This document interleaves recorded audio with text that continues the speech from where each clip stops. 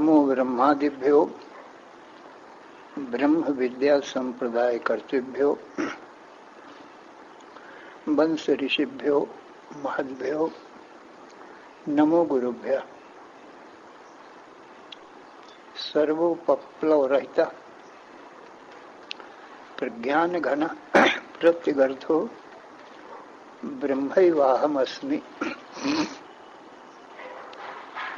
नारायणं पद्मभवं वसिष्ठं शक्तिंच तत्पुत्र पराशरंच व्यासं शुकं गौड़पदं महांतं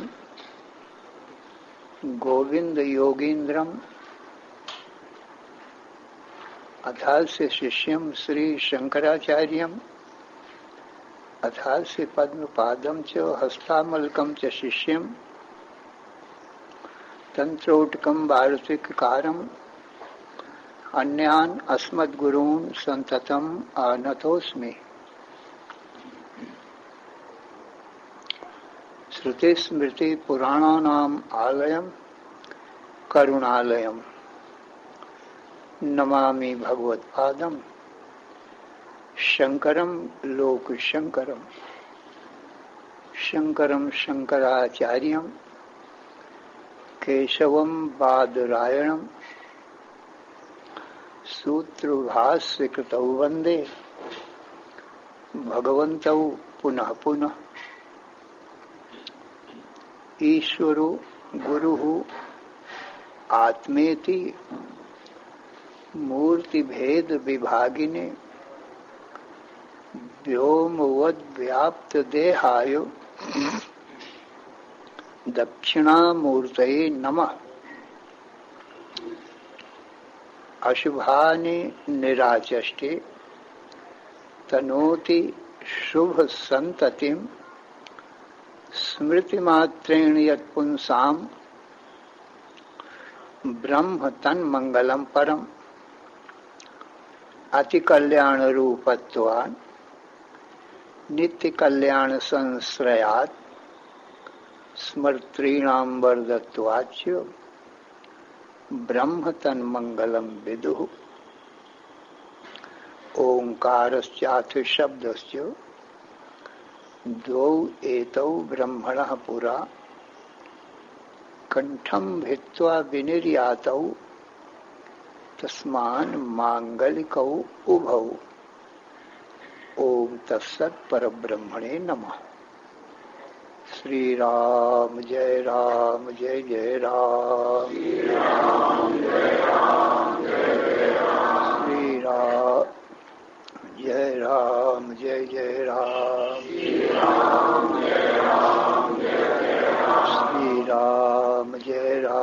जय जय राम।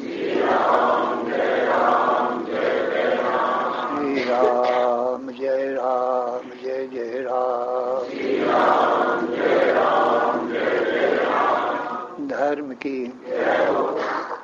अधर्म का प्राणियों में विश्व का हर हर महादेव।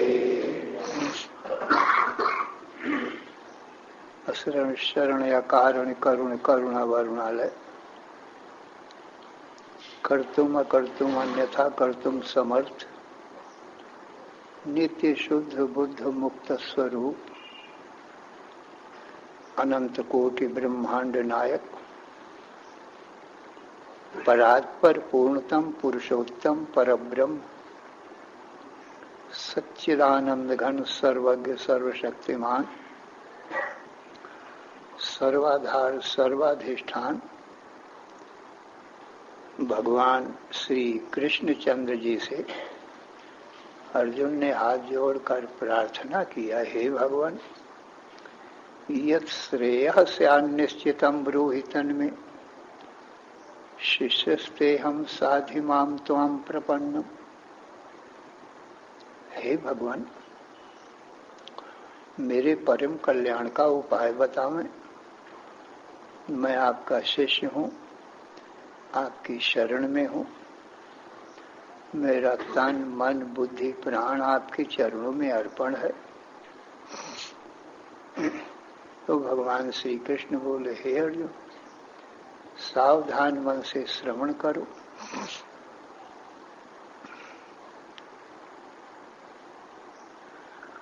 द्वाविमौ पुरुषौ लोके क्षरश्चाक्षर एव च क्षरः सर्वाणि भूतानि कूटस्थोऽक्षर उच्यते उत्तमः पुरुषस्त्वन्यः परमात्मेत्युदाहृतः यो लोकत्रयमाविश्य बिभर्त्यव्यय ईश्वरः यस्माक्षरमतीतोऽहम् अक्षरादपि चोत्तमः अतोऽस्मि लोके वेदे च प्रथितः पुरुषोत्तमः यो मामेवमसम्मूढो जानाति पुरुषोत्तमं स सर्वविद् भजति मां सर्वभावेन भारत।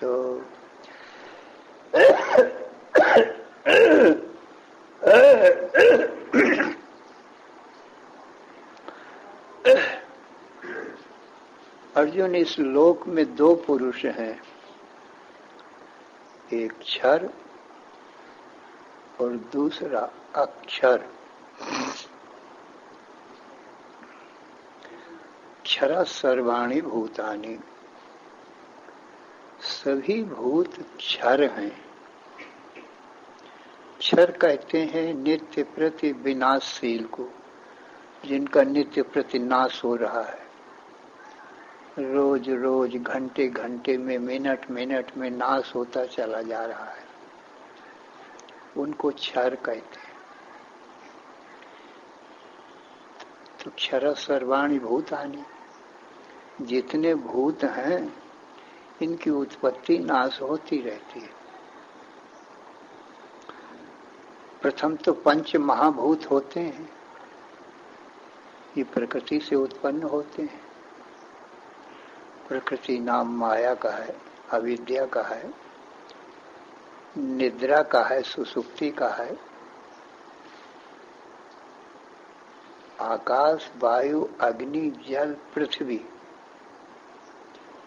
ये प्रकृति से पहले ये पांच महाभूत उत्पन्न होते हैं। और पंच महाभूतेभ्यो अखिलम जगत, फिर पंच महाभूतों से संपूर्ण जगत उत्पन्न होता है। संपूर्ण जगत में सभी मनुष्य, पशु, पक्षी, वृक्ष, पर्वत, सूर्य, चंद्र सभी आ गए। स्थूल शरीर, सूक्ष्म शरीर, ये सब आ गया।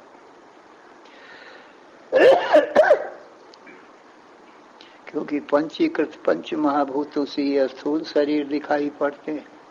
आंखों से जो दिख रहे हैं सब स्थूल शरीर, और जो इस शरीर के भीतर रहते हैं वो सूक्ष्म शरीर। वो आंखों से दिखाई नहीं पड़ते हैं, पर हम आप ज्ञान के द्वारा उस सूक्ष्म शरीर को जानते हैं। उसमें 19 तत्व होते हैं, 5 ज्ञानेंद्री, 5 कर्मेंद्री, 5 प्राण, मन, बुद्धि, चित्त, अहंकार, ये 19 तत्व होते हैं। उसको सूक्ष्म शरीर कहते हैं। तो अपंचीकृत पंच महाभूतों से ये सूक्ष्म शरीर बनते हैं, और पंचीकृत पंच महाभूतों से स्थूल शरीर बनते हैं। पिंड और ब्रह्मांड सब पंचीकृत पंच महाभूतों से बनते हैं। अब ये क्षण क्षण में क्षीण होते रहते हैं, इन सबको क्षर कहते हैं।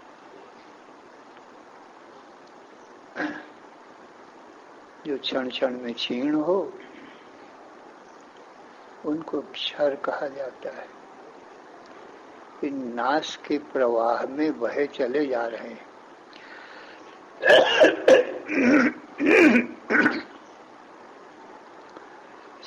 सूक्ष्म, ये दो शरीरों को ही संसार कहा जाता है। इन्हीं में जागृत स्वप्न शरीर आ जाते हैं। जागृत में स्थूल शरीर और स्वप्न में सूक्ष्म शरीर। इन अवस्थाओं में दो शरीर आ जाते हैं। तो जैसे गंगा का और नदियों का प्रवाह नाश के प्रवाह में बहा चला जा रहा है, क्षण क्षण में नाश हो रहा है, स्थिर नहीं है, चल है। जैसे जिस गंगा जल में आपने कल स्नान किया, आज वो गंगा जल नहीं है। यदि अचल होता, चलता नहीं, तो कल वाला गंगा जल आज भी होता, परंतु 1 मिनट तो वो रुकता नहीं, 1 सेकंड भी नहीं रुकता है, बह रहा है, चल है। तो कल वाला गंगा जल आज कैसे हो सकता है? वो नित्य नया आता है और जो यहाँ आया वो आगे बढ़ जाता है। तो कल वाला गंगा जल तो सैकड़ों मील आगे बढ़ गया, अब दूसरा नया आता रहता है क्षण क्षण में। इसी प्रकार से भगवान कृष्ण कहते हैं कि ये सारा संसार क्षर है। पंच महाभूत और पंच महाभूतों से होने वाला संसार ये क्षण क्षण में नाश हो रहा है। जो कल संसार था वो आज नहीं है, और जो आज है वो कल नहीं रहेगा। यदि अचल होता तो हमेशा बना रहता, परंतु जब चल है तो कैसे रुकेगा? नहीं रुक सकता है। सकलमेव चलम सचराचरम जगदिदं सुतराम धन यौवनम समवलोक्य विवेक दृशाधृतम भजत रे मनुजा परमेश्वरम। सकलमेव चलम सचराचरम, चराचर जगत, सकल एव चलम, ये सब चल है। हमको देखने में ऐसा आता है कि मनुष्य पशु पक्षी चलते हैं, गंगा आदि नदियां चलती हैं, पर वृक्ष पर्वत अचल हैं। हमारे आपके देखने में ऐसा आता है, पर भगवान कहते हैं ऐसा नहीं है। जो हमको तुमको अचल दिखाई पड़ रहे हैं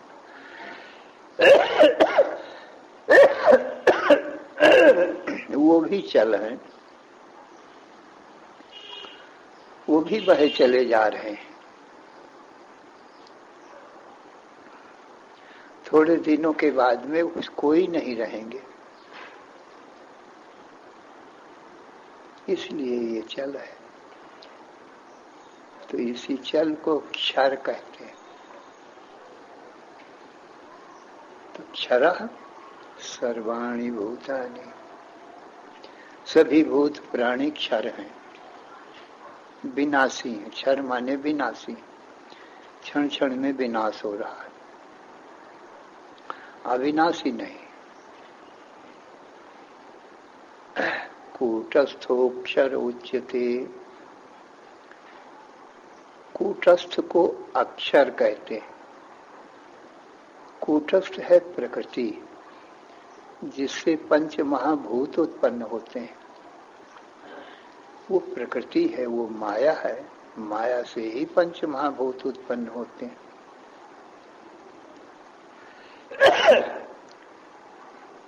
फिर पंच महाभूतों से जगत होता है।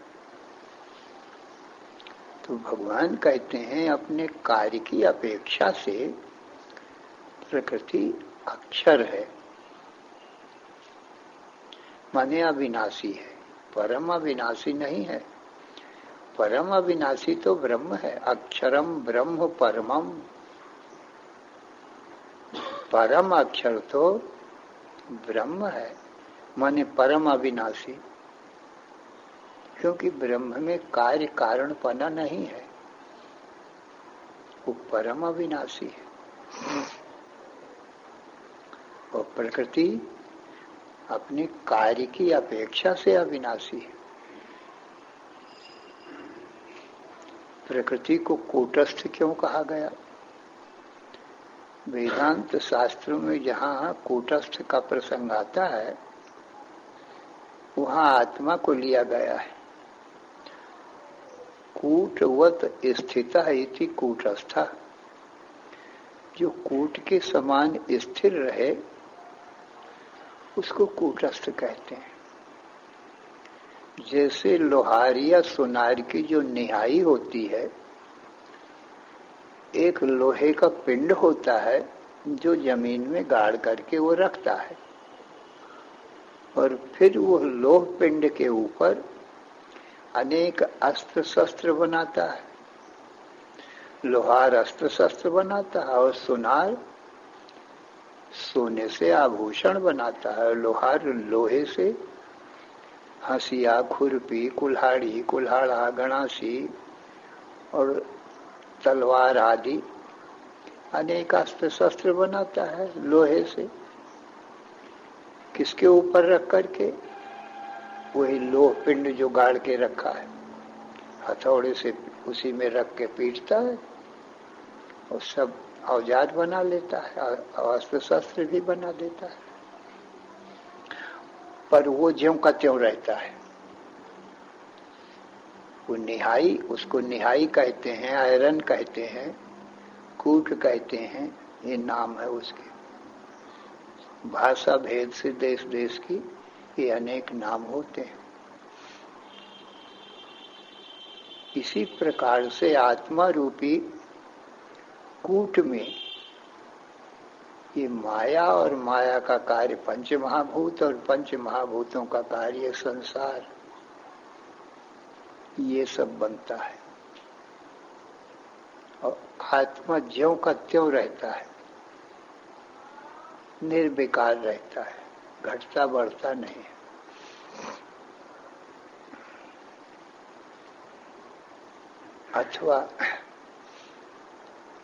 अथवा मन रूपी सुनार सोना रूपी, सोना से आभूषण बनाता है अनेक प्रकार के। सोना रूपी आत्मा में अनेक प्रकार के आभूषण बनाता है, परंतु आत्मा ज्यों का त्यों रहता है, उसमें कोई फर्क नहीं पड़ता है।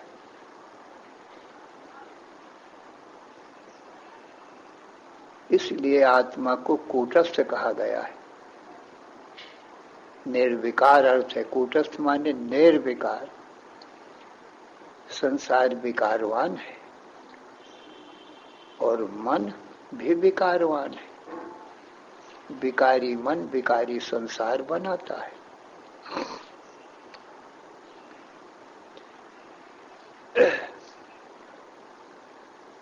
परंतु यहाँ प्रकृति को कूटस्थ कहा गया है। कूटस्थोक्षर उच्यते। तो इसका अर्थ क्या होता है? कूट नाम, कूट का दूसरा अर्थ कपट भी होता है। जैसे राजाओं के यहाँ 4 नीतियां होती हैं, उसमें एक कूट नीति भी होती है। कूट माने कपट नीति। साम, दाम, दंड और भेद। तो भेद डालना कूटनीति होती है। तो कूट नाम कपट का है। तो ये जो माया है ये कपट रूप है। कपट रूप इसलिए है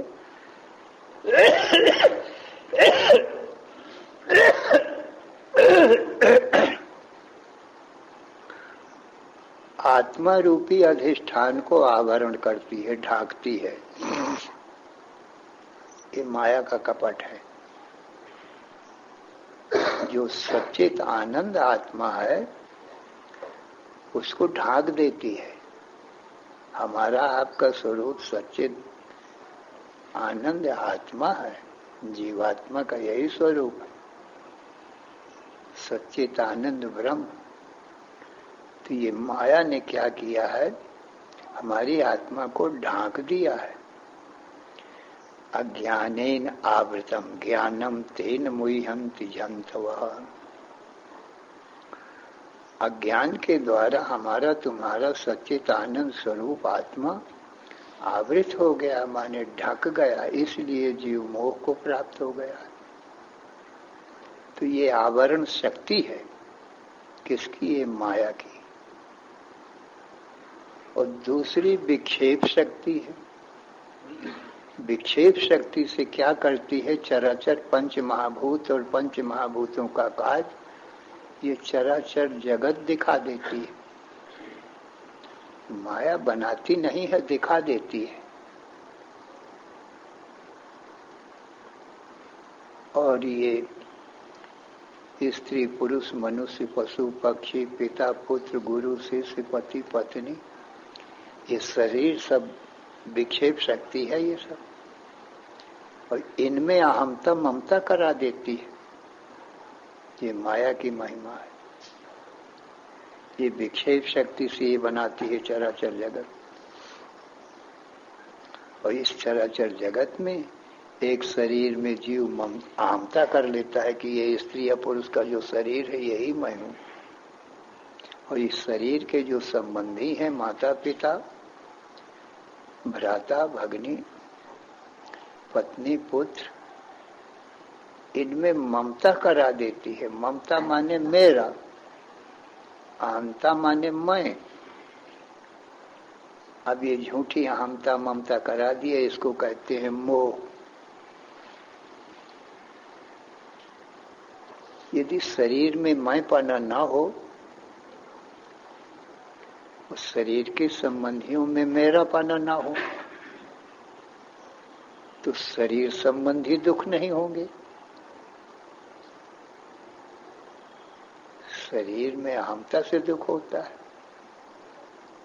और दूसरों में ममता न हो, तो दूसरों से जो अपने को, माता पिता के दुख से हमको दुख होता है, भाई बहन के दुख से हमको दुख होता है। दुख उनको है पर उनका दुख हमको भी मालूम पड़ता है। पत्नी पुत्र दुखी हूं क्योंकि उनमें मेरापन है, तो हमको दुख होता है उनके दुखी होने से। तो जिनमें हमने ममता किया है उन्हीं में दुख होता है, उन्हीं से दुख होता है। जैसे एक पत्नी में एक पुत्र में हमारी ममता है कि ये हमारी पत्नी है, ये हमारा पुत्र है।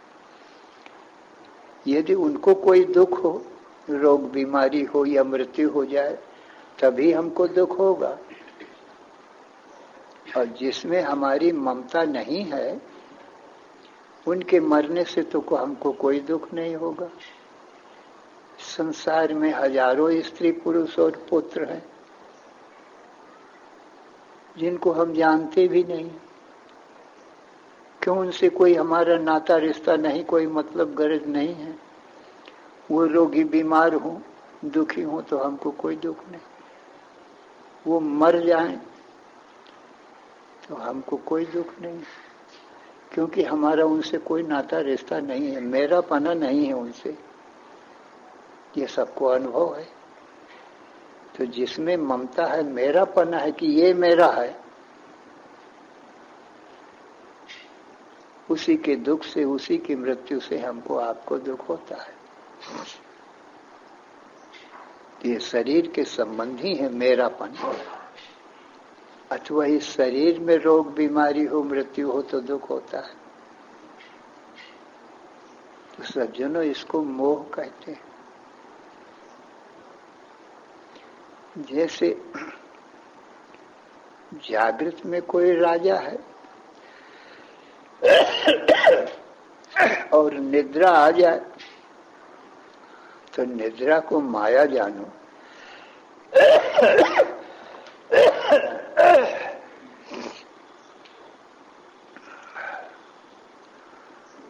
तो वो निद्रा की दो शक्तियां हो गई, एक आवरण शक्ति और एक विक्षेप शक्ति। तो निद्रा आती है तो हम राजा हैं जागृत में अभी, तो राजा पने को वो ढांक देती है। वो मैं राजा हूं ये जाता है भूल बिल्कुल। इसको आवरण शक्ति कहते हैं। और दूसरी है विक्षेप शक्ति। विक्षेप शक्ति से स्वप्न जगत दिखा देती है। निद्रा कुछ बनाती नहीं है निद्रा स्वप्न को, परंतु स्वप्न दिखा देती है। और हम आप दृष्टा हैं, स्वप्न को देखते हैं। तो जागृत में हम राजा थे और स्वप्न में हमारा शरीर भिखारी का हो गया। तो हमने अपने आप को भिखारी मान लिया, क्योंकि राजापने को तो भुला दिया और स्वप्न जगत तैयार कर दिया। अब स्वप्न जगत के लोगों में हमता ममता हो गई। वो निद्रा ने स्वप्न का संसार बनाया है। तो एक शरीर में तो मैंपना हो गया, अहमता, कि ये शरीर अब भिखारी का शरीर बना दिया। अब राजापने का तो बिल्कुल भूल गया है, उसको याद नहीं कुछ। और जो भिखारी के संबंधी हैं, स्त्री है, पुत्र है, मित्र है, स्वप्न के हैं, वो निद्रा ने बनाया है। उनमें ममता करा दिया। माने ये मेरी स्त्री है, मेरा पुत्र है, ये मेरा मित्र है, ये मेरा शत्रु है। अब उन्हीं से सुखी दुखी होने लगा। पत्नी पुत्र मित्र से तो सुख मानने लगा और शत्रु से अब दुख मानने लगा। अब ये निद्रा के बनाए भय हैं, शत्रु मित्र पत्नी पुत्र सब देखो। अब अपना शरीर भी, क्योंकि जागृत में तो ये थे नहीं कोई। जागृत में तो हम राजा थे।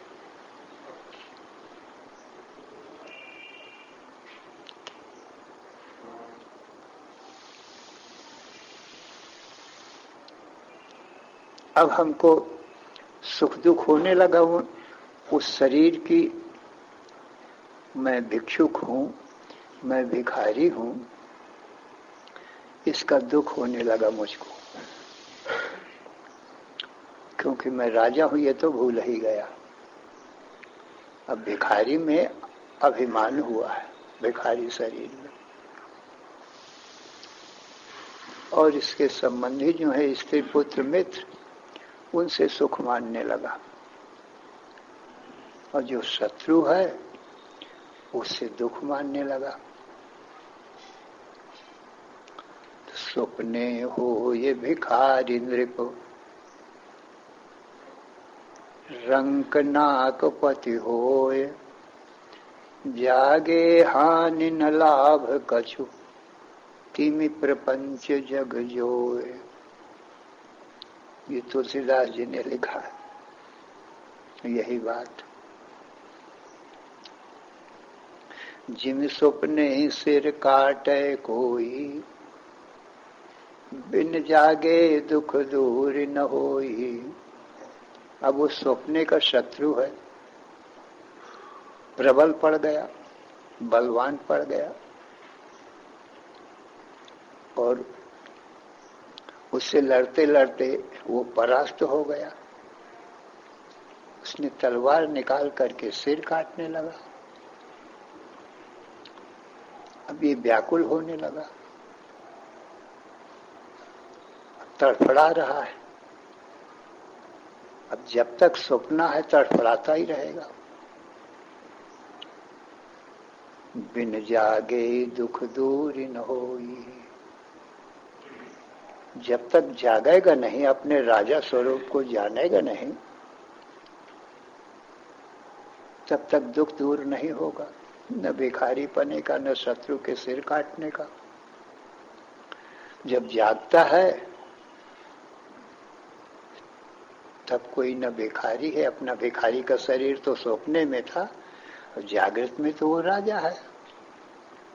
उसको राजा पने का ज्ञान हुआ और देखा कि मुझ राजा का तो कोई न शत्रु है न कोई मित्र है। तो सपने का वो शत्रु था, सपने में ही रहा। अपना शरीर भी सपने का था, सपने तक ही रहा। सपने का ही सिर था अपना, सपने की तलवार थी, और दुख भी सपने का ही था। सच्चा नहीं था। कहने का मतलब सपने के थे माने झूठे थे। यदि सच्चा हो ना तो सच्चे का नाश नहीं होता। सत्य आत्मा है, उसका कभी नाश नहीं होता। यदि सपने के शत्रु, सपने का दुख सच्चा हो तो उसका तो कभी नाश होगा ही नहीं। तो झूठे हैं। जागते ही सारा सपने का संसार समाप्त हो गया। न अपना शरीर है, न शत्रु का शरीर है, न सपने के स्त्री पुत्र मित्र कोई शत्रु है, कोई है ही नहीं। भगवान कहते हैं जागृत जगत भी एक स्वप्न है, पर स्वप्न देखने वाला तो रह गया जागृत में भी। अर्जुन जो स्वप्न को देखता है वो अपना स्वरूप है। हमको आपको सबको अनुभव है कि हम स्वप्न देखने वाले हैं। स्वप्ने के शत्रु मित्र स्त्री पुत्र को हम देखने वाले हैं, अलग है उससे, स्वप्ने के शरीरों से। क्यों? जागृत में वो कोई नहीं रहे। हम देखने वाले बराबर हैं स्वप्न देखने वाले। हमारा नाश तो नहीं हो। इसलिए जो सदा रहे उसको सत्य कहते हैं, और जो सदा न रहे उसको झूठा कहते हैं। झूठे लोग थे। ऐसे ही भगवान कहते हैं ये जागृत जगत भी झूठा ही है, ये भी निद्रा से बना है, जैसे स्वप्न निद्रा से बना है, तैसे ही जागृत जगत भी निद्रा से बना है। निद्रा रूप अविद्या है, माया है। इसलिए ये भी सत्य नहीं है। जागृत और स्वप्न दो ही संसार हैं। जागृत का स्थूल संसार, स्वप्न का सूक्ष्म संसार। देखते हैं कि सुषुप्ति कारण है और जागृत स्वप्न कार्य है। सुषुप्ति में लीन हो जाता है जागृत स्वप्न का संसार, और हम जागृत स्वप्न को देखने वाले सुषुप्ति में रहते हैं। देखते हैं कि न जागृत का संसार है न स्वप्ने का संसार है, किंतु मैं देखने वाला हूं। गाढ़ निद्रा में न तो अपना शरीर रहता है, और न स्त्री पुत्र मित्र शत्रु रहते। गाढ़ निद्रा में सोए हुए पुरुष को ये कोई नहीं रहते। जब शरीर नहीं है, संबंधी नहीं है, तो न कोई शरीर का दुख है न कोई संबंधियों का दुख। सुषुप्ति में किसी ने दुख का अनुभव नहीं किया। गाढ़ निद्रा में सोया हुआ पुरुष सुखी रहता है। सब दुख दूर हो जाते हैं।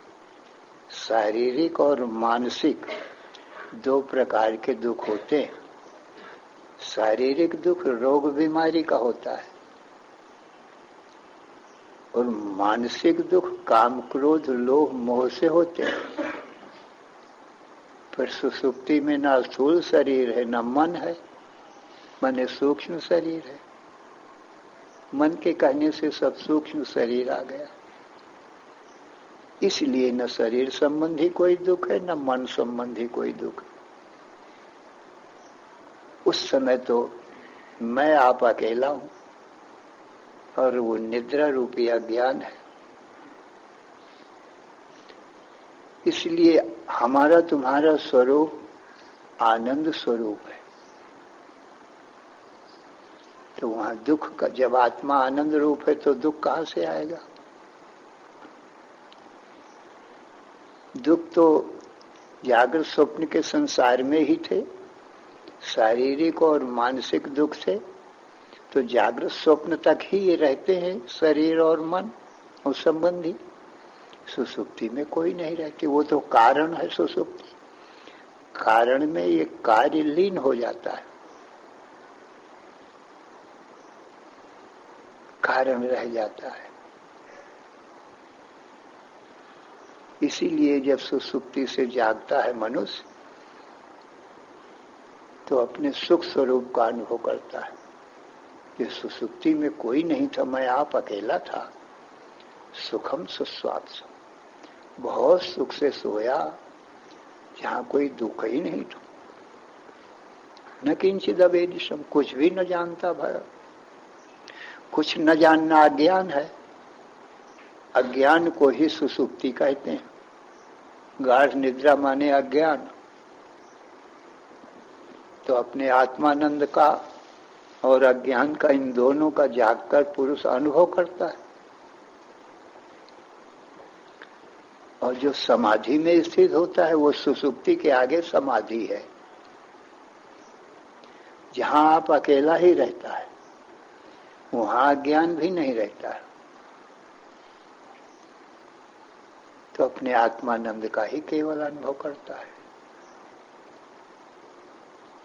क्योंकि वहां अज्ञान है नहीं। सुसुप्ति को अज्ञान कहते हैं, सुसुप्ति वहां है नहीं। इसलिए केवल आत्मानंद ही, हमारा तुम्हारा स्वरूप आनंद ही है। तो सुसुप्ति को भगवान ने यहाँ कूटस्थ बताया है, क्योंकि समाधि वाले आनंद को, जो हमारा आपका स्वरूप है, उसको ये निद्रा आच्छादन करती है, ढांकती है और झूठा स्वप्न का संसार दिखाती है। जागृत स्वप्न दोनों ही ये झूठे संसार हैं, इनको निद्रा दिखाती है। तो जब मनुष्य अपने वास्तविक स्वरूप को जानता है, समाधि वाले स्वरूप को, जो सच्चिदानंद ब्रह्म है, अपना आत्मा, तो ये जागृत स्वप्न सुसुप्ति तीनों नहीं रहते समाधि में। ये अविनाशी है,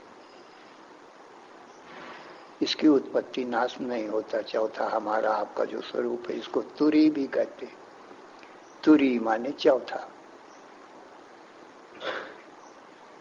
जो सुसुप्ति के आगे, प्रकृति से परे। प्रकृति पर पुरुषा, सा काष्ठा सा परागति।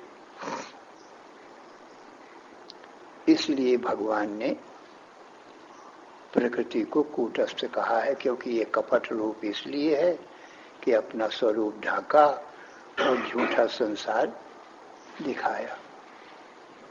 तो ये कपट किया, इस कपट में जीव अपने स्वरूप को भूल गया तो माया के बनाए हुए संसार में हमता ममता कर बैठा। क्योंकि शरीर हम हो सकते नहीं, शरीर को हम देखते हैं, शरीर में रहते हैं, तो शरीर हम कैसे हो सकते हैं? शरीर दृश्य है, हम दृष्टा हैं। जैसे घर में हम रहते हैं तो घर को हम देखते हैं, पर घर तो किसी को नहीं जानता, न अपने को न दूसरे को। ऐसे ही शरीर भी एक घर है, इस घर में हम रहते हैं, इस घर को जानते हैं, परंतु ये शरीर रूपी घर तो ना अपने को जानता है, ना दूसरे को जानता है। तो कहो हम घर रूपी शरीर कैसे हो सकते हैं? ये जागृत का शरीर स्वप्न में नहीं रहता, स्वप्न का शरीर सुसुप्ति में नहीं रहता। सुसुप्ति कारण शरीर है, सो समाधि में नहीं रहती। तो हम तो नित्य सच्चित आनंद स्वरूप ही रहे। इतनी ये माया है, जागृत स्वप्न सुसुप्ति। जागृत स्वप्न कार्य माया है और सुसुप्ति कारण माया है। कार्य क्षर है और कारण अपने कार्य की अपेक्षा से अक्षर है। हमारा आपका स्वरूप परम अक्षर है, परम अविनाशी।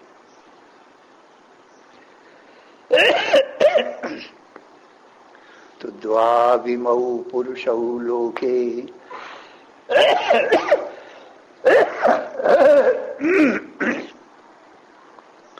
क्षरश्चाक्षर एव च। क्षरः सर्वाणि भूतानि कूटस्थोऽक्षर उच्यते। अब उत्तम पुरुष भगवान बताते हैं इन दोनों से जो ऊपर होवे। उत्तमः पुरुषस्त्वन्यः, अर्जुन जो उत्तम पुरुष है वो इन दोनों से ऊपर है। उत्तमः पुरुषस्त्वन्यः परमात्मेत्युदाहृतः। परमात्मा इति उदाहृत, उसको परमात्मा कहते हैं। जो क्षर अक्षर से परे उत्तम हो, ऊपर हो, उसको परमात्मा कहते हैं। यो लोकत्रयमाविश्य बिभर्त्यव्य ईश्वरः, जो तीनों लोकों में प्रविष्ट होकर के और तीनों लोकों को धारण करता है और अविनाशी है, वह ईश्वर उत्तम है, उत्तम पुरुष। उत्तमः पुरुषस्त्वन्यः परमात्मा, परमात्मा इति उदाहृतः। यो लोकत्रयमाविश्य बिभर्त्यव्य ईश्वरः यस्मात् क्षरमतीतोऽहम् और अक्षरादपि चोत्तमः अतोऽस्मि लोके वेदे च प्रथितः पुरुषोत्तमः। अर्जुन, जिससे कि मैं यस्मात् क्षरमती, तो हम क्षर से परे हूँ, और अक्षरादपि चोत्तम, और अक्षर माने प्रकृति से भी ऊपर हूँ, उत्तम हूँ, प्रकृति से भी परे हूँ। प्रकृति परा पुरुषा, पुरुष प्रकृति से परे, ये उत्तम पुरुष की बात है। यस्मात् क्षरमती तो हम और अक्षरादपि चोत्तम अतोस्मि लोके वेदे च, इसलिए लोक में और वेद में प्रथिता पुरुषोत्तम, इसलिए लोक और वेद में मैं पुरुषोत्तम नाम से विख्यात हुआ हूं। मुझे पुरुषोत्तम कहा जाता है। मेरे से ऊपर फिर कोई है नहीं। यो मामेव सम्मूढ़ो जानाति पुरुषोत्तमम्, जो ज्ञानी पुरुष असम्मूढ़, मूढ़ माने अज्ञानी,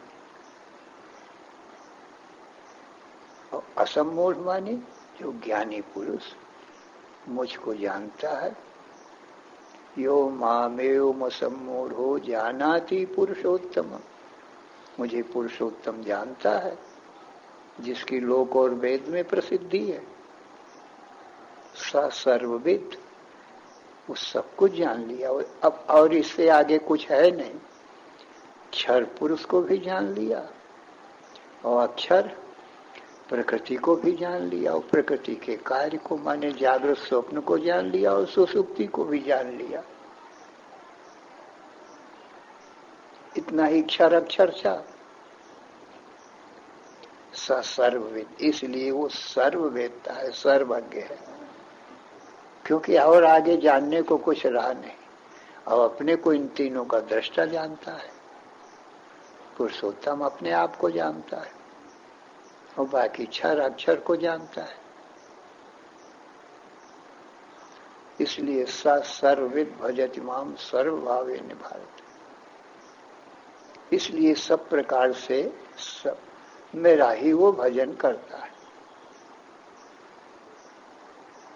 अब उसके लिए कुछ जानना शेष नहीं रहा है। अब वो नित्य मुक्त है, उसको कुछ करना भी शेष नहीं रहा।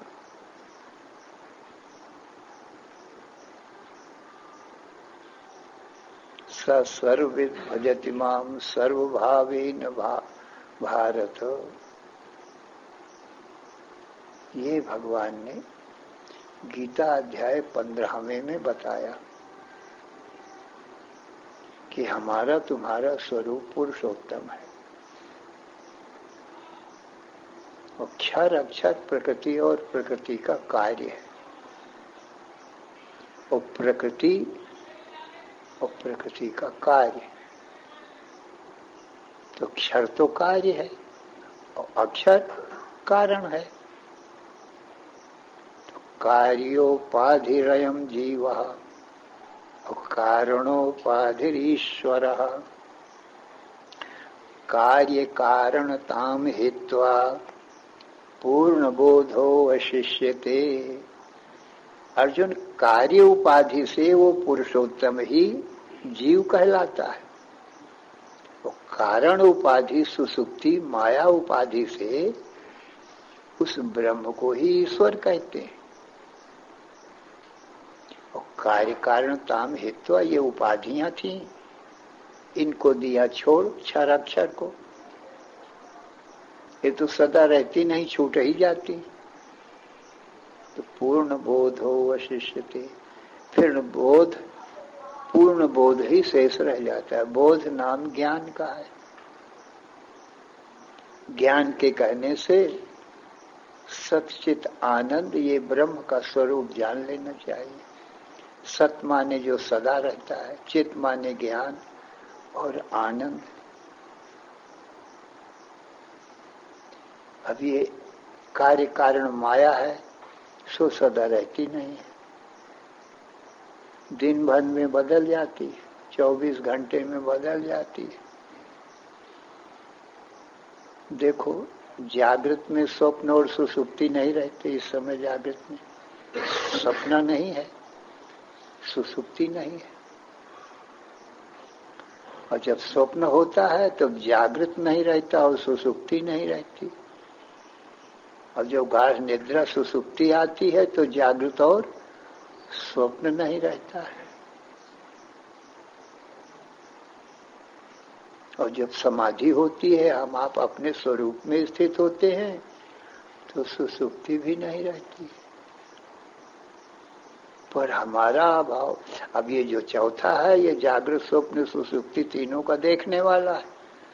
ये तो सदा ही रहता है। जब ये तीनों हैं तब भी रहता है, क्योंकि चेतन यही है, ज्ञान स्वरूप यही है। चेतन आत्मा नहीं रहेगा तो देखेगा कौन इनको। और तीनों अज्ञान स्वरूप, माया को ज्ञान नहीं है, हम ही आप एक ज्ञान स्वरूप। इसलिए जागृत स्वप्न सुसुप्ति तीनों को देखते हैं, तीनों में रहते हैं। और जब ये नहीं रहते, हम अपने स्वरूप समाधि में बैठते हैं।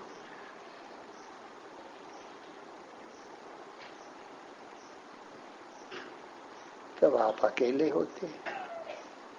तो हमारा तुम्हारा तो अभाव कभी नहीं होता। जागृत स्वप्न में सुसुप्ति में रहे तो इनको देख, दृष्टा हमारा नाम रहा। और जब ये तीनों नहीं हैं तो अमान मनस गोचर है, तो दृष्टा नाम भी न रहा।